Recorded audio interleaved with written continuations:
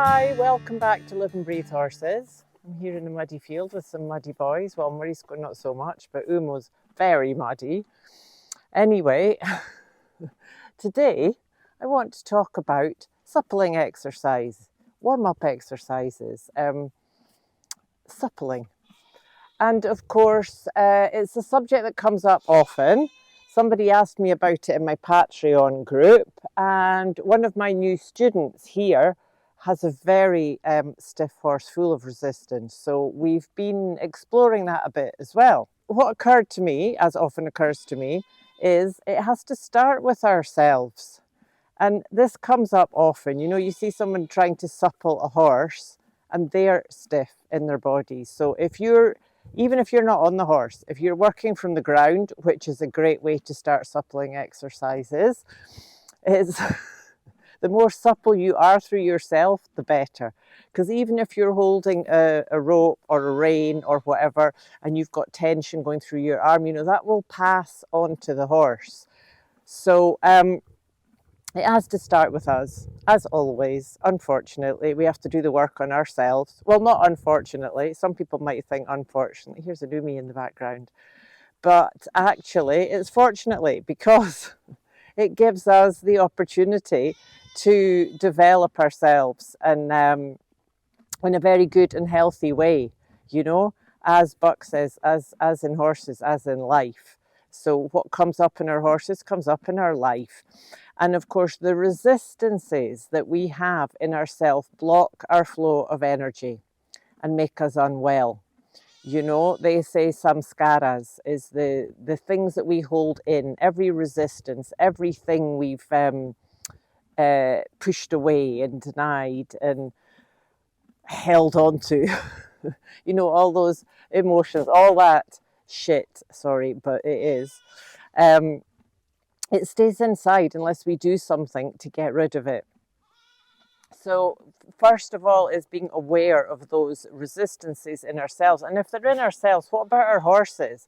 I mean, of course, they don't do all the mind stuff and the crap that we do. You know, they don't, animals don't do that. Good for them. Oh, make a face at Umo.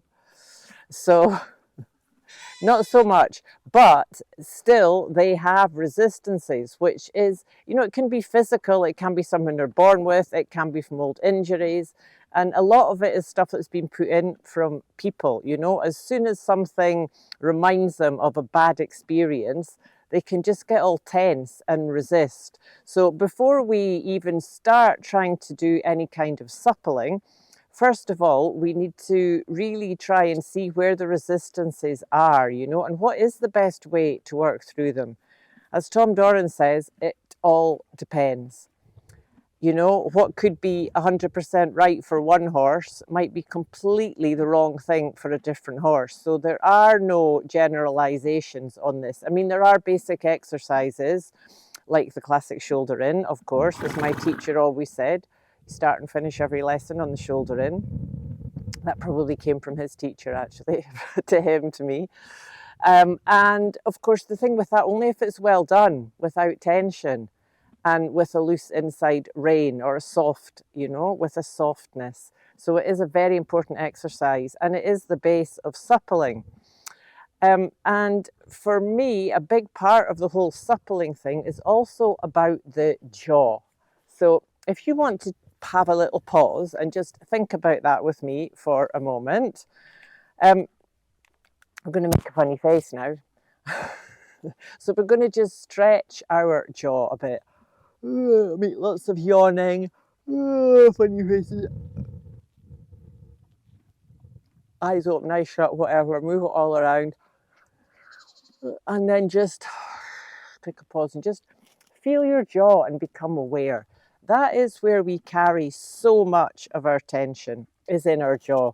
You know, any course or training you do about releasing anger and resentment and build-up of tension will always start with releasing the jaw. So if you notice, if your jaw gets mobile and soft, just notice how that feels and how it affects your whole body. If we, on the other hand, tense our jaw up, really grit your teeth and tense your jaw, and And just feel how that does down your back. Can you feel how that tension, it makes your whole back tense?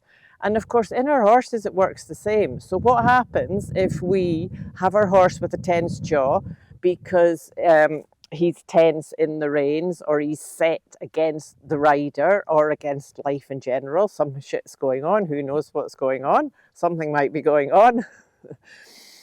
But imagine that tight jaw, and then how tight that makes the whole back and the whole top line.